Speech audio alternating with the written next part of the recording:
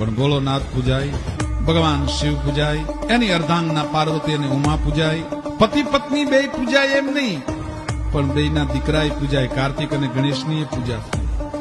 બે દીકરા પૂજાય એમય નહીં, પણ બે દીકરાની વહુય પૂજાય, બે દીકરાની પત્ની પૂજાય, ગણેશની પત્ની રિદ્ધિ અને સિદ્ધિની પણ પૂજા થાય. અને એકલી રિદ્ધિ ને સિદ્ધિની પૂજા થાય એમ નહીં, પણ એના દીકરા લાભ ને શુભય પૂજાય.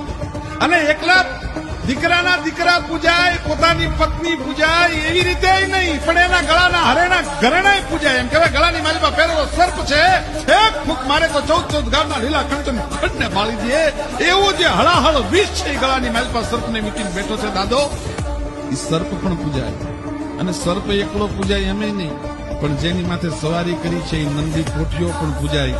જેનું સમગ્રત્વ પૂજાતું હોય, જેના સમગ્રમાં એમ કહેવાય છે કે શુભત્વ અને શિવત્વ હોય, એને જ મહાદેવ કહેવાય, બીજાને મહાદેવ